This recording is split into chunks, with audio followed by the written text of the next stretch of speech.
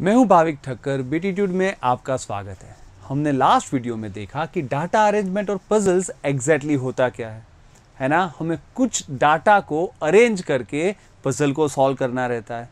ये बेसिक फंडा हमने देख लिया। हमने ये भी देखा कि अगर हम डाटा अरेंजमेंट के क्वेश्चंस टाइप्स को समझ ले कि वो ये 7 टाइप्स के क्वेश्चंस है, अगर ये समझ में आए तो डाटा अरेंजमेंट को मुट्ठी में लेना आसान हो जाएगा। और एक बार अगर डाटा अरेंजमेंट मुट्ठी में आ गया तो उसको फिर हम मसल देंगे, है ना। All right. तो इस लेक्चर में, इस पर्टिकुलर वीडियो में हम क्या करने वाले हैं, हम अलग अलग जो भी 7 टाइप के क्वेश्चंस है उस 7 टाइप के क्वेश्चंस को देखेंगे। एक बेसिक क्वेश्चन लेंगे 7 के और कुछ बेसिक मेथड से उसको सॉल्व करेंगे। इससे क्या होगा कि हमारा कॉन्फिडेंस एकदम स्काई हाई हो जाएगा, है ना। हमें आइडिया आ जाएगा कि हम कोई भी डाटा अरेंजमेंट को यूं समझ सकते हैं। तो चलिए डाटा अरेंजमेंट के क्वेश्चंस को मुट्ठी में लेना, जकड़ना स्टार्ट करते हैं।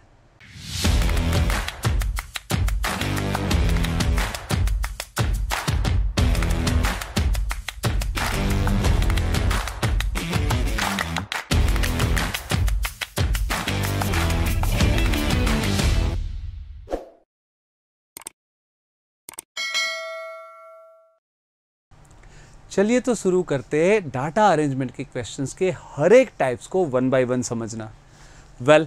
सबसे पहला टाइप जो सबसे इजी है वहां से ही शुरू कर लेते हैं। उसको बोलते हैं कंपैरिजन ऑफ रैंक्स।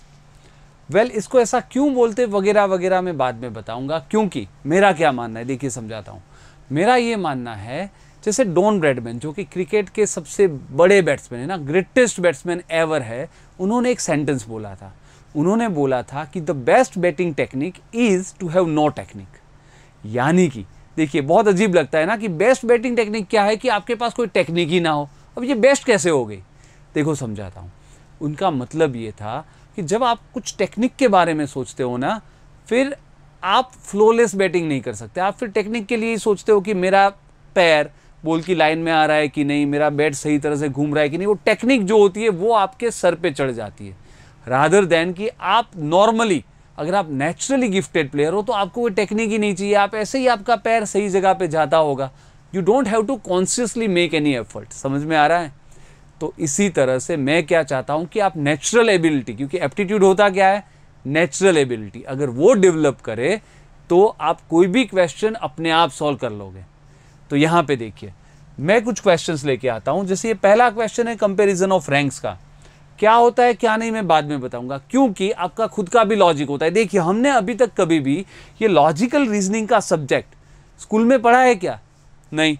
लॉजिक तो अपने आप डेवलप हुआ है और वही वो चाहते हैं कि वो आपका जो लॉजिक डेवलप हुआ है वो आप अप्लाई कर सकते हो कि नहीं। तो मैं भी पहले ये चाहूँगा कि आप खुद ट्राई कीजिए। देखिए ये बहुत ही इंपॉर्टेंट चीज़ है, लर्निंग बाय डूइंग, है ना। पहले खुद सोचिए, उसके बाद आप बहुत ही अच्छी तरह से लर्न कर सकते हो, क्योंकि उसके बाद जब मैं बताऊंगा then that will make more sense to you. क्योंकि पहले आपने सोचा होगा ना उसके बारे में, तो चीज़ों के बारे में पहले खुद सोचो। You don't need any training. उसके बाद जब मैं बताऊंगा those things will make more sense to you और आप जल्दी जल्दी उस कंसेप्ट को ग्रास्प कर लोगे। तो पहले ये क्वेश्चन आपको सोचना है भाई। पहले मैं आपको ये क्वेश्चन समझा भी देता हूँ। देखिए क्वेश्चन क्या है कि प्रीति का स्कोर राहुल से ज़्यादा है, यमुना और दिव्या का स्कोर इक्वल है, लोकिता का स्कोर मंजू से कम है, राहुल का स्कोर यमुना से ज़्यादा है, मंजू का स्कोर दिव्या से कम है, और पूछा यह है कि सब में सबसे कम से कम स्कोर किसका है भाई। ठीक है, अभी आप पोज कर सकते हो, फटाफट आप सोचिए और come back with an answer. All right, चलिए आई होप कि आपका आंसर हो चुका है। आपको अगर इंग्लिश था, यहाँ पे हिंदी भी था, तो मैं दोनों वर्जन दूंगा, जिसको जिस मीडियम में देखना हो आप देख सकते हो। चलिए हिंदी वाला हटा देते हैं, जिससे कि यहाँ पे हम इसको सॉल्व कर पाए। ऑल राइट, अब जैसे मैं हूँगा या आप भी ये क्वेश्चन को कैसे सॉल्व करोगे, जैसे ये देखोगे प्रीति scored more than Rahul, Preeti को ऊपर रख देते हैं, राहुल को नीचे। हाँ या ना, मोर है तो ऊपर रखेगी, ये नॉर्मल लॉजिक है। अभी मैं बता रहा हूँ कि मेथड ये करनी है, पर आप अपने आप भी ये शायद सोच सकते थे। ठीक है, तो Preeti scored more than Rahul, Preeti को ऊपर रख दिया। यहाँ पे बोला Yamuna scored as much as Divya, यानी दोनों इक्वल है, तो यहाँ पे लिख देता हूँ Yamuna scored as much as Divya, है ना। ऑल राइट, यहाँ पे बोला है Lokita scored less than Manju, Lokita Manju यहाँ पे तो कहीं पे है नहीं, तो साइड में लिख देता हूँ लोकिता स्कोर्ड लेस देन मंजू, है ना, सिंपल। ऑल राइट, अब राहुल का स्कोर जो है वो यमुना से ज़्यादा है। अब राहुल का स्कोर अगर, अब राहुल यहाँ पे है, यमुना यहाँ पे है, राहुल यमुना से ज़्यादा है, तो क्या पता चलेगा? ऑब्वियस सी बात है कि ये दोनों ऊपर चले जाएंगे ना यमुना और दिव्या से, तो यमुना दिव्या इक्वल है, तो इसको सीधा यहाँ पे डाल दीजिए, Yamuna is equal to Divya, हाँ या ना, है ना। तो क्या हो गया कि Rahul scored more then Yamuna, या तो फिर आपको जैसे बोला है कि Rahul scored more then Yamuna, ये हो गया, तो दिव्या भी अपने आप नीचे आ गई। अब लास्ट यहाँ पे बोला है Manju scored less then Divya, तो मंजू दिव्या से भी नीचे है, हाँ या ना, मंजू स्कोर्ड लेस, यानी यमुना और दिव्या के भी नीचे ये दोनों चले जाएंगे, एम और एल। समझ में आ रहा है? सिंपल सा फंडा है ना। तो अब हमें बोला है कि who scored the lowest, who scored the lowest भाई, एल वाली जो भी नाम था, क्या था एल का नाम? लोकिता, है ना, कहाँ पे था, ये रहा, है ना, तो लोकिता। समझ में आ रहा है? तो बहुत सिंपल है, लेकिन जब हम ऐसे क्वेश्चंस करेंगे तो एक चीज़ होगी, एक तो हमारे पास आ जाएगा उसका बेसिक मेथड, जैसे कि कंपैरिजन करनी हो, कोई ज़्यादा मोटा हो, दुबला हो, पतला हो, है ना, एज में बड़ा हो, या स्कोर ज़्यादा किया हो, ये सब क्वेश्चंस को किस तरह करना है, जिसने ज़्यादा किया ऊपर, कम है वो नीचे, तो आइडिया आता जाएगा, है ना। तो जैसे ये किया, ये उसकी हो गई एक बेसिक मेथड। तो हमें एक बेसिक मेथड भी पता चल गई और हमें कॉन्फिडेंस भी आ गया कि ऐसे क्वेश्चन को हम देख लेंगे, है ना, आने दो भाई, देख लेंगे, कोई दिक्कत नहीं है।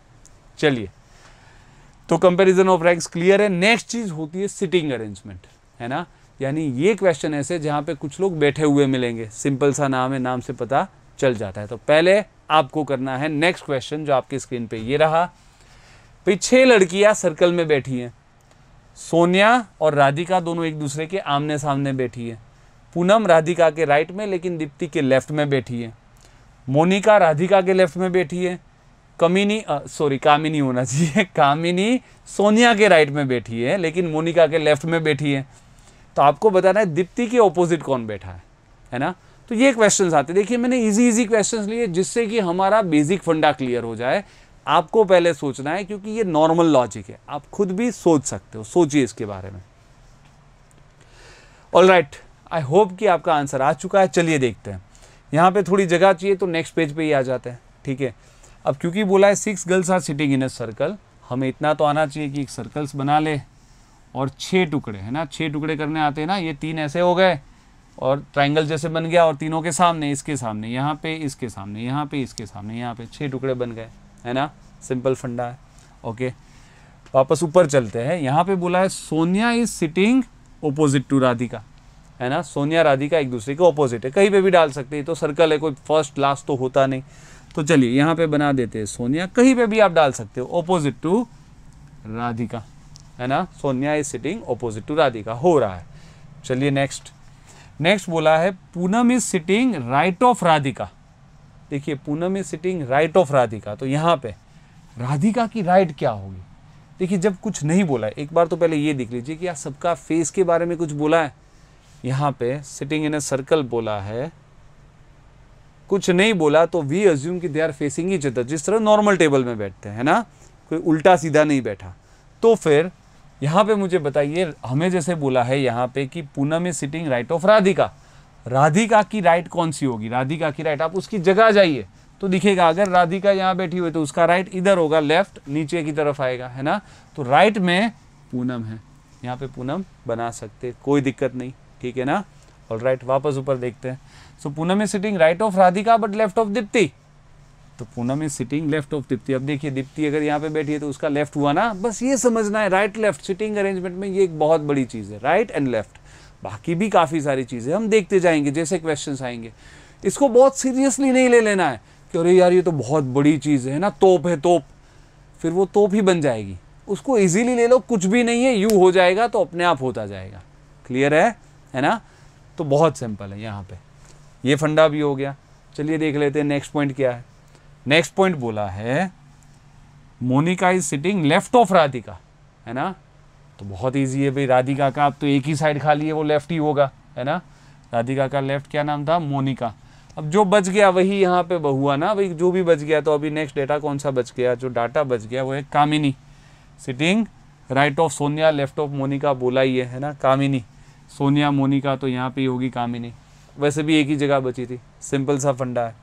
अब पूछा गया है भाई who is sitting opposite to Deepti, है ना, सिंपल सी बात। अब यहाँ पे हमने किया होगा, दीप्ति के ऑपोजिट कौन है भाई, मोनिका, ओ माय डार्लिंग, ठीक है ना, सिंपल। तो कुछ भी नहीं होता भाई, थोड़ा राइट लेफ्ट ध्यान रखो, बना दो, कोई भी दिक्कत नहीं। लेकिन ये बेसिक क्वेश्चन है, आगे हम और भी देखेंगे, पर एटलीस्ट अगर बेसिक क्लियर हो गया तो आपका 50% क्लियर है। चलिए आगे बढ़ते हैं, नेक्स्ट क्वेश्चन।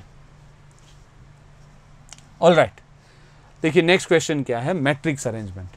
अब ये मैट्रिक्स अरेंजमेंट क्या होता है, क्यों करते, कैसे करते, बाद में, है ना। पहले best technique is no technique, यानी कि आपका खुद का माइंड, पहले आप कैसे सोचते हो। देखिए क्वेश्चन कुछ ऐसा है कि 4 बंदे हैं, अरुण, भरत, ABCD नाम बोल सकते हैं।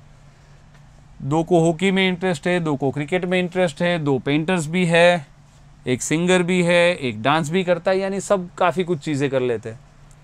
अब आगे बोला है कि each young man has 1 outdoor interest and 1 hobby, यानी कुछ बाहर का जो, मतलब आउटडोर इंटरेस्ट कौन सा हुआ, आउटडोर मतलब हॉकी या क्रिकेट, ये आउटडोर हुआ, लेकिन पेंटिंग, सिंगिंग एंड डांसिंग ये आर्ट्स की चीज़ हो गई, है ना। ऑलराइट, तो सब बोला ही, और बाद में ये सब दिया कि अरुण पेंटर नहीं है, ना ही वो हॉकी खेलता है, भरत डांस नहीं करता, डांसर जो है वो हॉकी खेलता है, भरत और धर्मा दोनों क्रिकेट नहीं खेलते। तो हमें बोला ऐसा कौन सा बंदा है जो हॉकी भी खेलता है और पेंटिंग भी करता है, ठीक है ना, सिंपल सा फंडा है। अगर आपको हिंदी में चाहिए तो आप ये हिंदी में रख के पोस्ट कर लीजिए, अगर इंग्लिश में चाहिए तो ये इंग्लिश में रख के पोस्ट कर लीजिए, ठीक है। बट फटाफट आंसर के साथ आ जाइए, बहुत ही सिंपल होना चाहिए, कोई दिक्कत नहीं, पहले आपकी खुद की टेक्निक। ऑलराइट, आई होप आपका आंसर आ चुका है। चलिए अब देखते हैं कि इसको कैसे सॉल्व करें। यहाँ पे देखिए, तो ये मैट्रिक्स क्यों बनाते हैं मैं समझाता हूँ। इस तरह से सॉल्व करना चाहिए क्योंकि वो ईजी पड़ेगा आपको। देखिए जब भी कुछ रिलेशन ढूंढना हो ना, सबसे ईजी तरीका है उसका मैट्रिक्स बना दो। यानी कि कुछ 5 चीज़ें हैं, उसकी 5 बंदे हैं, मान लो ABCD, उसकी 5 वाइफ है PQRST, हमें बोला है किसका किसके साथ मैरिज हुआ है। तो अच्छा क्या है कि इस तरह से हम उसका मैट्रिक्स बना दें, जैसे यहाँ पे क्या करेंगे आपको पता चलेगा, जैसे मैं सॉल्व करूँगा आइडिया आएगा मैट्रिक्स क्यों बनाते हैं, कैसे बनाते हैं। ऑलराइट, तो यहाँ पे बंदे कौन से, ABCD नाम दे लेते हैं, और वो लोग करते क्या है, hockey, cricket, painter, singer and dancer, है ना। तो यहाँ पे लिख देते हैं भाई A, B, C और D, ये उसके नाम हो गए। हॉकी, क्रिकेट, पेंटर, क्या था भाई, और डांसर था, और सिंगर, है ना, सिंगर एंड डांसर। ऑलराइट, तो सिंगिंग एंड डांसिंग, ठीक है। ऑलराइट, अब आगे और देखते हैं, आगे क्या बोला था कि ईच यंग मैन, भाई एक आउटडोर इंटरेस्ट रखता है, एक बाहर की चीज़ खेलता है। तो फिर यानी हॉकी क्रिकेट में से एक, तो यहाँ पे और एक लाइन बना देते हैं ना कि ये दोनों में से एक होगा, वो 3 में से एक होगा, यानी सबके 2-2 इंटरेस्ट हो जाएंगे ना, सबके 2-2 इंटरेस्ट हो जाएंगे। ऑलराइट, और भी एक चीज़ बोली थी हमें, क्या बोला गया था, 2 हॉकी, 2 क्रिकेट, 2 पेंटर, और बाकी दोनों में एक एक, है ना। तो यहाँ पे वो भी लिख देते हैं ना, 2 हॉकी, 2 क्रिकेट, 2 पेंटर, बाकी दोनों में एक एक। इससे क्या है पता चलेगा, है ना। तो ये बहुत ही सिंपल सा फंडा है, ऐसा मैट्रिक्स बना दोगे बहुत ही इजीली सॉल्व होगा। देखो किस तरह से, आगे देखते हैं। अब हमें क्या बोला था, अरुण पेंटर भी नहीं है, ना वो हॉकी खेलता है, ठीक है ना पेंटर है ना हॉकी खेलता है। तो अरुण में भाई ना हॉकी खेलता है ना पेंटर है, तो अब ये दोनों में से एक तो होना है ना, हमने देखा था, तो सीधा क्रिकेट तो राइट कर ही लेंगे, सिंपल सा फंडा है। ऑलराइट, आगे देखते हैं। भरत डांस नहीं करता, कौन बोलता है भाई ना करे डांस, है ना। चलो भरत को बोल दो भाई डांस नहीं करना तेरे को, ठीक है मत कर। नेक्स्ट क्या बोला है, dancer pledge hockey, dancer pledge hockey. तो यहाँ पे वापस देख लेते हैं भाई, हिंदी वाला नहीं, यहाँ पे देखते हैं।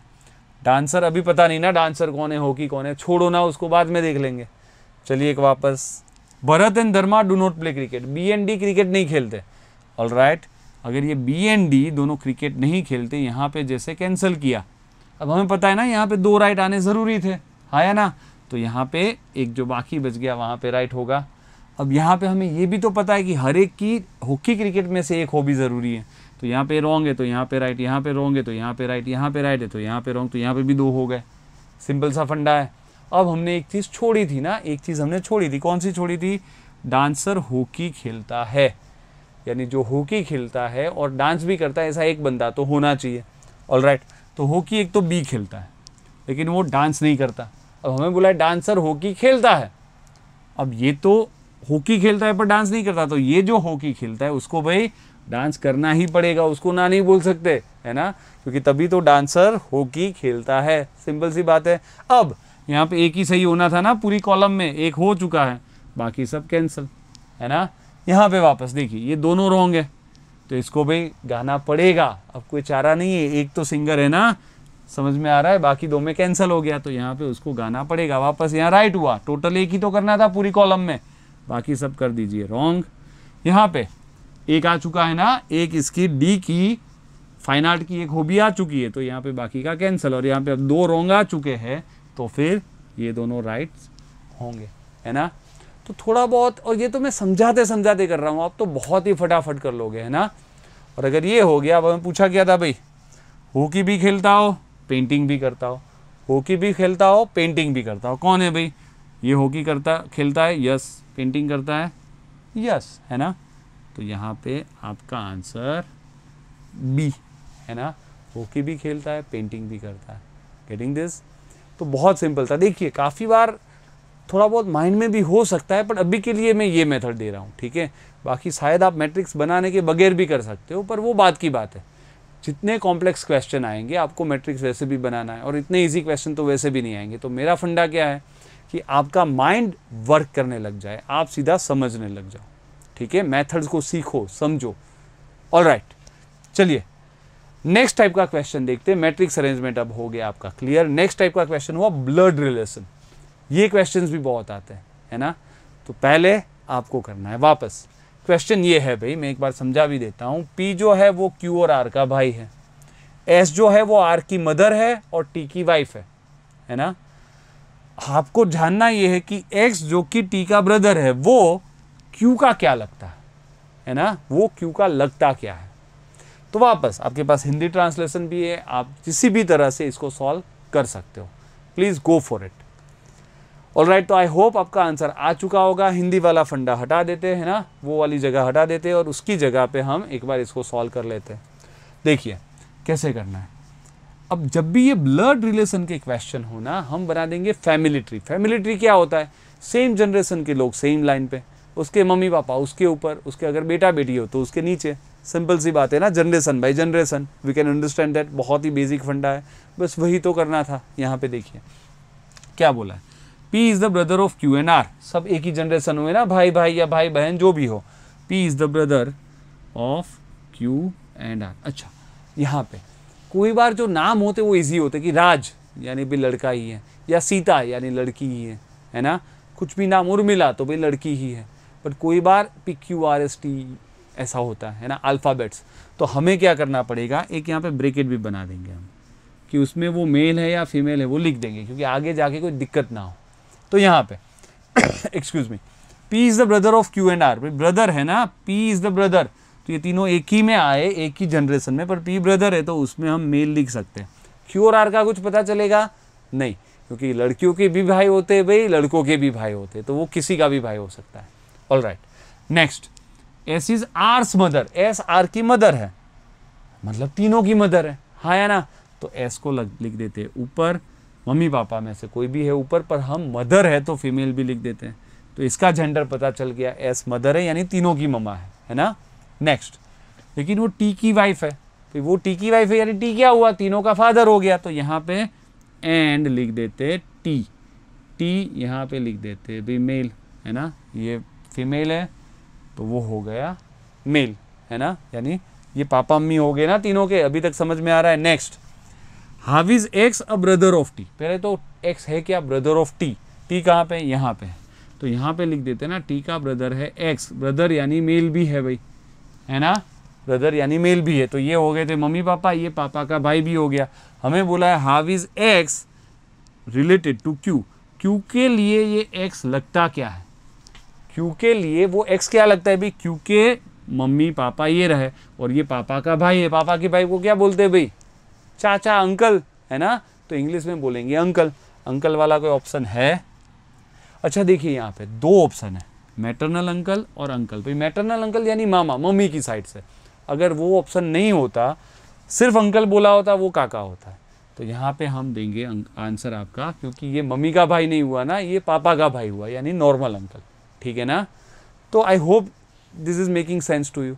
और कुछ नहीं करना भाई, फैमिली ट्री बना देना है ना।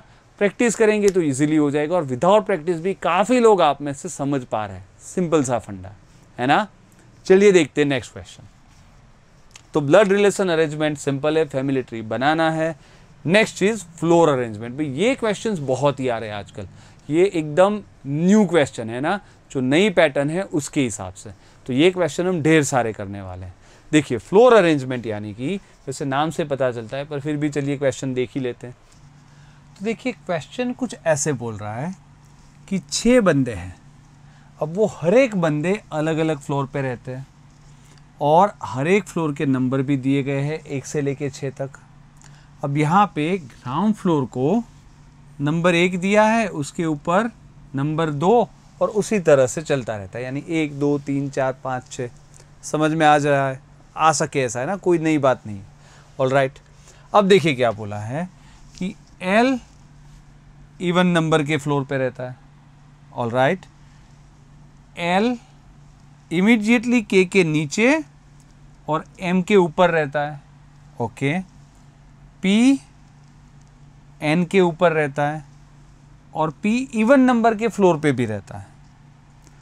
O नंबर 4 4th फ्लोर पे नहीं रहता, तो फिर O रहता कौन से फ्लोर पे है ना। तो समझ में आ रहा है, फ्लोर क्वेश्चन है ना, आइडिया आ रहा है कि कुछ फ्लोर का अरेंजमेंट हमें करना है। वापस मैं चाहूँगा कि पहले आप कीजिए भाई, अगर आपको हिंदी लैंग्वेज पसंद हो तो भाई यहाँ पे आप पोस्ट कर दीजिए, पहले आपको सॉल्व करना है, और या तो फिर यहाँ पे आप इंग्लिश वाला वर्जन भी पोस्ट कर सकते हो। ठीक है, फटाफट पोस्ट कर दीजिए, आंसर लाइए। सो आई होप आपके आंसर्स निकल रहे हैं, और इजी होना चाहिए ना, कोई दिक्कत होनी नहीं चाहिए। देखते चलिए एक बार कैसे करते हैं। यहाँ पे देखिए, जैसे हमने ये क्वेश्चन पढ़ा कि अच्छा 6 फ्लोर्स है ना, 1 2 3 4 5 नीचे से स्टार्ट होते हैं। यहाँ पे देखिए ग्राउंड फ्लोर ज़्यादातर इन क्वेश्चंस में बोल देते कि ग्राउंड फ्लोर वाला नंबर 1 है, तो 1 2 3 4 0 नहीं होता। जो प्रैक्टिकल लाइफ में, रेगुलर लाइफ में, डे टू डे लाइफ में हम क्या पाते हैं, 0 1 2 3 4, पर यहाँ पे नॉर्मली 1 2 3 4 से स्टार्ट होता है। कोई बात नहीं, पर देखना ज़रूरी नहीं है, क्या पता वहाँ पे भी 0 से स्टार्ट करे।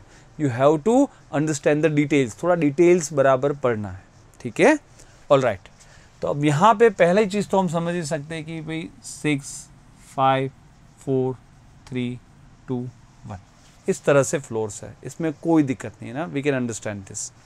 ओके, अब यहाँ पे क्या बोला था वो देखते हैं कि L जो है वो इवन नंबर पे रहता है, उसका तो अभी कोई यूज़ नहीं कर सकते।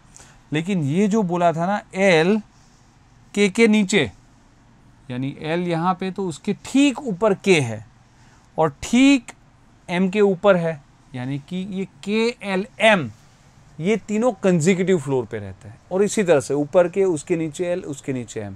तो ये एक थोड़ा फ़ायदा उठा सकते हैं, क्योंकि अभी ये तो पता है ना कि L जो है वो इवन नंबर पे भी रहता है। तो यहाँ पे देखते हैं ना, इवन नंबर यानी कौन सा, 6 4 या 2 है ना। तो उसमें हमें किसको सेट करना है, L को। अगर मैं यहाँ पे देखूँ L को कहाँ पे सेट कर सकते, क्योंकि उसके ऊपर K है, तो यहाँ पे तो मैं सेट नहीं कर सकता है ना। समझ में आ रहा है, क्योंकि अगर वहाँ पे रख दिया तो फिर K कहाँ रहेगा, आपको दिख रहा है ना L के ऊपर K है, तो फिर कहाँ पे रहेगा, 6 के ऊपर, टेरेस पे है ना। टेरेस पे तो नहीं रखना है, फाइन। तो फिर हमें पता चलेगा कि L 2 या 4 में है, तो दोनों ऑप्शन ट्राई करते हैं ना। यहाँ पे एक बार 2 में रखते, एक बार 4 में। K L M तो रखना ही है, तो K L M या तो फिर K L M। ठीक है, ये 2 में से एक तरीका होगा। देखते हैं आगे। अब हमें बोला गया था कि P जो है वो N के ऊपर रहता है, यानी P N ऐसा कहीं ना कहीं है, P ऊपर N नीचे। और हमें ये भी बोला था कि P जो है वो इवन नंबर के रूम में रहता है ना। तो ये P N रखना है और P इवन नंबर रूम में रखना है। चलो यहाँ पे ट्राई करते हैं। अब अगर यहाँ पे 2 कंसेक्यूटिव खाली है तो छठा तो है नहीं, 2 और 1 पे ही रखना पड़ेगा, P N। अच्छा, यहाँ पे अगर रखना चाहे तो 4 5 6, यहाँ पे P को इवन देना है। अगर मैं 4 देता हूँ तो P के नीचे N तो आ नहीं सकता, K ऑलरेडी है, तो फिर 6 देना पड़ेगा, P और N है ना। अब ये दोनों में बच कौन सा गया, O। तो इसमें अगर ये अरेंजमेंट सही है तो O यहाँ होगा, अगर ये अरेंजमेंट सही है तो ओ यहाँ पे होगा, ठीक है ना, सिंपल सा फंडा है। बट हमें कंडीशन दी थी, कौन सी कंडीशन दी थी, O does not live on floor number 4, और पूछा है फिर कौन से फ्लोर पे रहता है, तो ओ 4 पे नहीं रहता, तो यानी 4 पे जहाँ पे ओ है ये वाला पूरा गलत हो गया, तो अब ये एक ही बचा। और हमें पूछा है भाई ओ कौन से फ्लोर पे रहता है, तो फिर ओ कहाँ पे रहता है, 6th फ्लोर, है ना। तो सिंपल है ना, थोड़ी प्रैक्टिस चाहिए, लेकिन ये सबसे बेसिक वाला क्वेश्चन था जो हमने किया, और हमें लग रहा है कि कोई दिक्कत नहीं है ना, कर सकते हैं, मैनेज हो सकता है, कोई दिक्कत नहीं है, ईजी है, यही सोचना है भाई, ईजी है, ईजी है और ईजी है, और फिर मेहनत करनी है ना। सिर्फ ईजी ईजी बोलने से ईजी नहीं हो जाएगा, मेहनत करनी है। बट अगर मेहनत करेंगे और अप्रोच ऐसा रखेंगे कि कर सकते हैं, तो आप पक्का कर सकते हो। ऑल राइट, चलिए, तो कोई दिक्कत नहीं है, फ्लोर अरेंजमेंट वाले भी इजीली सॉल्व हो गए। नेक्स्ट टाइप के क्वेश्चन देखते हैं, टीम सिलेक्शन। ये क्वेश्चंस भी बहुत आते हैं भाई। यहाँ पे क्या होता है कि हमें सिलेक्ट करनी होती है कोई टीम, यानी ज़्यादा, फॉर एग्जांपल मैं ऐसा सोचूं कि मुझे कोई एजुकेशनल सेमिनार है और कुछ स्टूडेंट्स को लेके जाना है, ठीक है। अब यहाँ पे कैसा हो सकता है कि जो स्टूडेंट्स को लेके जाना है उसमें कुछ कंडीशन हो, है ना। मुन्नी बोल रही है कि सर अगर कौन सी दूसरी शीला आएगी तो भी मैं नहीं आ सकती, है ना, भाई मेरी कुछ टसल चल रही है, झगड़ा चल रहा है, अगर शीला आएगी तो मुन्नी बोल रही है मैं नहीं आऊँगी, या तो फिर गीता बोल रही है अगर सीता आएगी तो मुझे तो लेके आना ही पड़ेगा, है ना, सीता से दूर नहीं रहना मुझे। तो ये सब कुछ कंडीशन होती है, वो कंडीशन के हिसाब से आपको टीम बनानी है, ठीक है। फॉर एग्जाम्पल चलिए देखते एक क्वेश्चन, यहाँ पे देखिए 3 फैब्रिक्स को आपको चूज़ करना है, मेरे पास 7 फैब्रिक्स है, लेकिन कुछ कंडीशन है ना। कंडीशन क्या है, F और G में से अगर एक को ले लिया तो दूसरे को भी लेना पड़ेगा, है ना, क्योंकि दोनों फैब्रिक उसी तरह जाते। F अगर ले लिया तो G को लेना पड़ेगा, G ले लिया तो F को लेना पड़ेगा, ओके। H और J साथ में नहीं चलते भाई, दोनों साथ में अच्छे जच नहीं रहे होंगे, जो भी आप कपड़ा बना रहे हो, है ना, उसमें फैब्रिक में दोनों फैब्रिक साथ में नहीं जचते, तो दोनों में से एक ही यूज़ करना है। H या F में से एक तो लेना ही, या तो दोनों भी ले लो, पर H या F में से एक तो लेना ही है। ऑल राइट, फिर आपको बोला अगर J को ले लिया जाए तो बाकी के 2 फैब्रिक कौन से होंगे ऑप्शन में से, पक्का, है ना, मस्ट, कौन से होने ही चाहिए, किसी को लेना ही पड़ेगा। अगर आपको लगता है कि पूरा डाटा ही नहीं है तो आप ये भी दे सकते हो, कैन नॉट बी डिटरमाइंड, ठीक है। तो सोचिए इसके बारे में। देखिए यहाँ पे अगर आपको हिंदी पसंद है तो आप हिंदी वाला फटाफट कर दीजिए पोज, और अगर आपको इंग्लिश वाला वर्जन पसंद है तो आप कर दीजिए भाई इंग्लिश वाला, ठीक है। मैं यहाँ पे थोड़ा पेन का कलर चेंज कर देता हूँ, ये वाला ब्लू थोड़ा ज़्यादा डार्क हो गया है ना, ये वाला मुझे लगता है थोड़ा लाइट डार्क ले लेना चाहिए, तो चेंज कर दिया हमने। अच्छा चलिए, तो दोनों आप पोज कर दीजिए, फटाफट आंसर लाइए, है ना, हो गया होगा, सिंपल है ना। चलिए देखते हैं कैसे करना है। यहाँ पे देखिए हमें पता है कि ये 7 में से कितने, 7 में से हमें 3, है ना, कहाँ पे लिखा था 3 लेने हैं, तो ये 7 में से लेने हैं 3।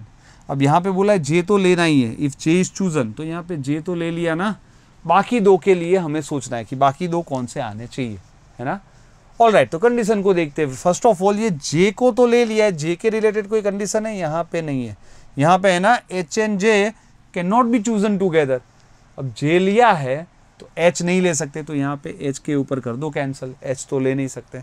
वापस नीचे देखते हैं, ईदर H और F और बोथ मस्ट बी चूजन। भाई F और H में से एटलीस्ट एक तो लेना है, H या F में से, हो सके तो दोनों ले लो पर एटलीस्ट एक लो। H तो लिया नहीं है तो क्या करना पड़ेगा, F लेना पड़ेगा।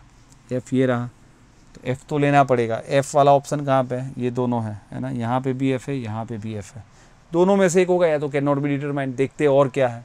अच्छा एक कंडीशन हमने छोड़ दी ना, F और G में से एक लिया तो दूसरे को लेना ही लेना है, तो हमने F ले लिया है तो G को भी लेना ही लेना है, यानी कि आपका आंसर, क्योंकि अगर J लिया तो H ले नहीं सकते, समझ में आ रहा है ना, H नहीं ले सकते तो फिर F लेना पड़ेगा, और F लिया है तो G लेना पड़ेगा, यानी F एंड G। सिंपल था, कोई दिक्कत नहीं थी, है ना। तो ऐसा क्वेश्चन आ जाए तो अच्छा ही अच्छा है ना, फटाफट मार्क्स मिल जाएंगे। तो ये एक और टाइप के क्वेश्चन हमने देख लिया, बहुत सिंपल है ना। चलिए अब देखते हैं एक लास्ट टाइप, टीम सिलेक्शन भी straight forward, simple, easy. Last type के क्वेश्चन, मिससेलेनियस अरेंजमेंट। देखो नाम ही है मिससेलेनियस, इसका मतलब क्या हुआ कि अभी तक जो मैंने सिखाया उसमें से कुछ भी नहीं, कुछ भी अनसंड, है ना, कुछ भी अलग सा, जिसके कोई सीधे ढंग ना हो, जैसे हमने कोई पढ़ा ना हो, ऐसा कोई भी क्वेश्चन भी तो आ सकता है। और देखिए इसीलिए तो मैं हर वक्त आपको क्यों पहले क्वेश्चन कराता हूँ, जिससे कि आपका खुद का लॉजिक डेवलप हो, है ना। मेरे से बोरो किया हुआ लॉजिक नहीं चाहिए, खुद का लॉजिक। क्योंकि जब मिससेलेनियस अरेंजमेंट के क्वेश्चन आएंगे, जैसे नाम बोलते हैं ना, कुछ अलग ही क्वेश्चन आएगा, जैसी अरेंजमेंट आपने पहले की नहीं होगी, है ना। हाँ, होपफुली मैं ऐसी ट्राई करूंगा कि बने उतने क्वेश्चंस करा दूं जो मिससेलेनियस अरेंजमेंट में आते हो, कि अगर उसी में से कुछ आ जाए तो आपको एग्जाम में कोई सरप्राइज ना मिले। पर हो सकता है कि टोटली ऐसी अरेंजमेंट आए जो पहले कभी की ना हो। देखते कैसे क्वेश्चन हो सकते हैं। एक एग्जाम्पल हम लेते हैं, पहले वापस आपको सोचना है। देखिए क्वेश्चन कुछ अजीब है तो उसका फॉर्मेट कुछ अजीब ही होगा, उसके फॉर्मेट को समझना पड़ेगा, वो आपके ऊपर है। देखिए अभी मैं एक बार यहाँ पे बता देता हूँ कि क्वेश्चन क्या बोल रहा है। 6 टीम्स है ना, वो सोकर की गेम खेलती हैं, पूरी टूर्नामेंट है सोकर की लीग। 6 टीम हर सैटरडे को एग्जैक्टली एक गेम खेलती है। भाई हर सैटरडे को खेलना है, एक गेम तो खेलना ही है हर एक टीम को।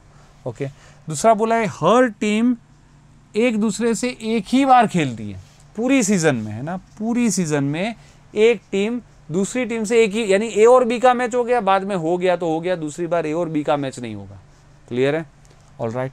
अब कुछ कंडीशन भी है कि ए बी से पहले खेलती है, एफ से दूसरे सैटरडे खेलती है ना। बी जो है वो ई से पहले खेलती है, सी से थर्ड सैटरडे को खेलती है। सी जो है वो ए से सबसे लास्ट सैटरडे को खेलती है। और पूछा है कि ई फोर्थ सैटरडे पे कौन सी टीम से खेलेगी। तो सोचना आपको है, ठीक है। देखिए इजी है, कोई इतना डिफिकल्ट नहीं है। सोचो थोड़ा, देखिए सोचोगे वही इंपॉर्टेंट है। जब आप सोचते हो तो आपको आइडिया आता है कि किस तरह करना है। भले 15 मिनट लग जाए, आधा घंटा लग जाए, ये ध्यान रखिए। समझते वक्त, सीखते वक्त टाइम लगेगा, कोई दिक्कत नहीं है। एग्जाम में कम टाइम लगेगा। अभी सोच लो, अभी पूरा पहले आप सोच लो, ठीक है। वापस अगर आपको हिंदी लैंग्वेज पसंद है भाई, तो आप यहाँ पे पूरा पोज करके आप इसको खुद ट्राई कर सकते हो, या तो फिर आप इंग्लिश वर्जन को पोज करके ट्राई कर सकते हो, ठीक है। फटाफट पोज कर दीजिए, आंसर लेके आइए। All right, so I hope it was easy. कोई दिक्कत नहीं हुई होगी, आंसर आए होंगे। देखो समझना क्या था, इसमें क्या क्या कैचेस थे वो देखते हैं। अगर इसका फॉर्मेट क्या था, सबसे पहले तो ये था कि हर सैटरडे को हर टीम एक गेम खेलती है। अब 6 टीम है, 6 की 6 टीम एक गेम खेलेगी, यानी 3 मैचेस होंगे, क्योंकि हर मैच में 2 गेम होती है। अरे सॉरी, हर मैच में 2 टीम्स होती है, तो 2 टीम्स यानी 1 मैच, तो 6 टीम यानी 3 मैच। हर सैटरडे को 3 मैच होंगे, तो 6 की 6 टीम आ जाएगी, ये चीज़। दूसरी बात, अगर हर एक टीम एक दूसरे के साथ एक ही मैच खेलती है, तो ए कितने मैच खेलेगी? 5 मैच, है ना। बी कितने मैच खेलेगी? 5 मैच, बाकी की 5 टीम के साथ, तो 5 सैटरडे चलेगा, क्योंकि हर सैटरडे खेलते हैं, है ना। और हर एक टीम एक एक गेम ही खेलती, तो 5 सैटरडे गेम चलेगी, ये समझ में आना चाहिए। और हर एक सैटरडे को एक गेम होगी हर एक टीम की, यानी टोटल 3 गेम होगी, ये समझ में आना चाहिए। क्लियर है? तो अब हम इसके ऊपर से ये तो लिख ही सकते हैं कि चलो भाई first Saturday, second Saturday, third Saturday, fourth Saturday, fifth Saturday, है ना। यही तो हमें डिसाइड करना है कि कौन से सैटरडे को कौन सी गेम्स है। अब डेटा देखते हैं ना, डाटा क्या दिया है? डाटा दिया है A D first Saturday, A F second Saturday. Okay, तो यहाँ पे लिख देते हैं ए एंड डी, यहाँ पे लिख देते हैं A and F. Simple enough. चलिए यहाँ पे नेक्स्ट देखते हैं, B E first Saturday, B C third Saturday, B E and B C. Okay, B E first, B C third, जो दिया है वही लिखा है, कुछ नई बात नहीं है। नेक्स्ट चीज देखते हैं, सी ए के साथ लास्ट सैटरडे यानी फिफ्थ सैटरडे, वो तो कैच था। सी ए के साथ था ना, कौन सा था भाई? सी ए के साथ, तो यहाँ पे लिख देता हूँ ए एंड सी, है ना। अब क्वेश्चन क्या था? डेटा तो और कोई डाटा तो बच नहीं गया। क्वेश्चन था ई फोर्थ सैटरडे को किसके साथ खेलेगा? ई फोर्थ सैटरडे, यानी यहाँ पे फोर्थ पे ई एंड किसके साथ ये मैच होगा फोर्थ सैटरडे को। तो सीधा यहाँ पे जंप नहीं करना, थोड़ा लॉजिक करना है। देखिए हर वीक में 3 मैच होते हैं, अगर 2 मैच पता चल जाए तो तीसरा मैच तो अपने आप पता चल जाएगा। ये एक अलग कैच था, है ना। यहाँ पे समझने वाली बात है, क्योंकि यहाँ पे ए बी डी और ई आ गई, कौन सी नहीं आई? सी और एफ नहीं आई, तो लास्ट मैच कौन सा होगा उस दिन? सी एंड एफ के बीच में, है ना। तीसरा मैच पता चल गया सी एंड एफ के बीच में। ओके, अब यहाँ पे कौन सा मैच हो सकता है, यहाँ पे सोचते हैं ना, ठीक है ना। देखिए ए और एफ तो आ चुके हैं, अब बाकी कौन से वो हम लिख देते ना तो आइडिया आएगा। बी सी डी और ई, है ना भाई, ये 4 टीम बाकी थी। अब हम सोचते हैं ना यहाँ पे किसकी मैच हो सकती है। अगर मैं सोचता हूँ मान लो बी के बारे में, क्योंकि बी की काफ़ी मैचेस दिखाई दे रही है तो शायद आइडिया आएगा। बी को तो खेलना ही है, बी को किसी ना किसी से तो खेलना ही है। किसके साथ खेल सकता है, ऑप्शन सी डी और ई, 3 ही तो है, सी डी और ई। ई से पहले खेल चुका है, सी से बाद में खेलना है, बची कौन, समझ में आ रहा है। सी डी ई में से सी और ई गए तो डी ही बचा ना, यहाँ पे डी, तो ऐसे समझना है। तो बी एंड डी अगर आ गए, बी एंड डी, तो बाकी क्या बचा, सी एंड डी, तो यहाँ पे क्या होगा भाई, सी एंड, है ना। तो ऐसे समझना है। वापस यहाँ पे बी एंड सी हो चुका है, अब बाकी कौन सा बचा भाई, A B C D E F, यानी कि ए बी सी हो गया, डी ई और एफ, इतने ही तो बचे, है ना। अब वापस इसमें से किसी को उठाते ना, एक ही मैचेस ज़्यादा हो गई है क्या, हाँ ए के बारे में सोचते हैं ना। देखिए ए के बारे में, ए का यहाँ पे डी से खेलना हो चुका है, सी, डी और सी तो हो नहीं सकते, है ना, और एफ से भी वो खेल चुका है। देखिए यहाँ पे अगर मुझे सोचना है, समझ में आ रहा है ना, बी और सी हो चुके हैं। अब ए का ऑप्शन डी ई एफ ही पॉसिबल है, डी ई एफ, उसमें से एफ यहाँ पे है, तो अब वो ए का डी और ई दोनों हो सकता है ना। ए का डी और ई नहीं, डी भी हो चुका है ना, यहाँ पे देखिए वापस एफ गया, डी गया, तो बचा कौन सा, ई। तो यहाँ पे हम लिखेंगे ए और ई, यहाँ पे लिख देंगे ए एंड ई, जो बच गए वो D and F. Are you getting this. तो ऐसे कुछ भी फंडा हो सकता है, उसका फॉर्मेट समझना है, आपके ऊपर है। जो भी फॉर्मेट दिया उसको समझो, उसके हिसाब से अरेंज करो। अब फोर्थ वाला सोचना, कोई दिक्कत नहीं भाई, फोर्थ वाला सोचना है तो हम सोचते हैं एक ही, देखो सब मैच हो चुकी है, 1 2 3 4, तो एक ही कौन सी मैच बाकी बची, बी बाकी बच गया, तो यहाँ पे लिख देंगे बी।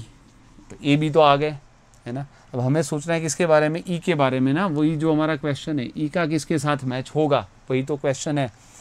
ए बी तो चले गए, है ना, अब बचा कौन ई के साथ, सी डी और एफ, 3 बचे, लेकिन कुछ मैच तो हो गए होंगे ना। ई के साथ कौन से बचे, ए बी तो उस वीक में चले गए, समझ में आ रहा है।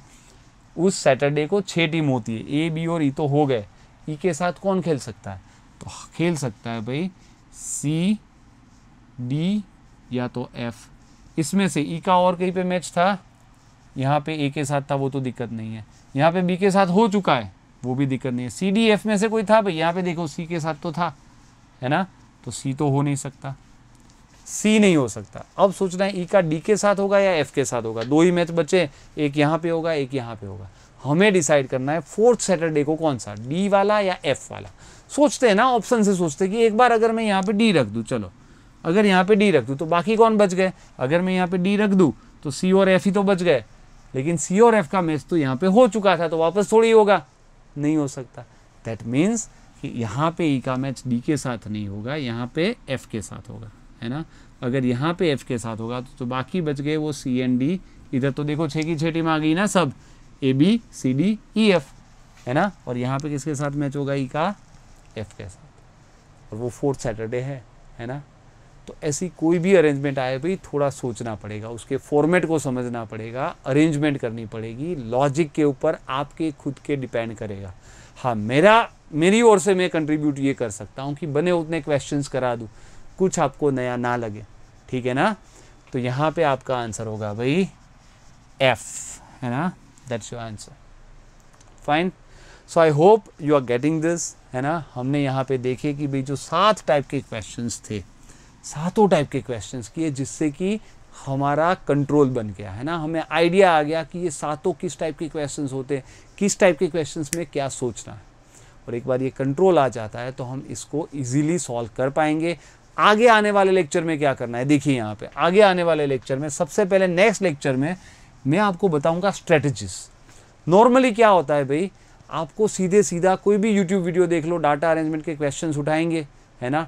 टफ क्वेश्चंस भी होंगे और करते जाएगा वो बंदा, और वो जब करता जाएगा तो वो आपको ये नहीं सिखाता ना, वो डिस्क्लोज नहीं करता कि ऐसा आप कैसे सोच पाओगे। वो बोलता है ऐसा करो, लेकिन ऐसा सोच आपके दिमाग में कैसे डेवलप होगा वो नहीं बताता, और वहाँ पे ही दिक्कत है। मैं आपसे स्ट्रेटजी बताऊंगा। मैं आपको बताऊंगा कि आप अगर ये स्ट्रेटजी पता है और वो भी लॉजिकली क्यों उसको फॉलो करना है, और उसको फॉलो करें तो किस तरह से हम टफ से टफ क्वेश्चन सॉल्व कर लेंगे, इसके ऊपर हम वर्क करेंगे, ठीक है, नेक्स्ट वीडियो में।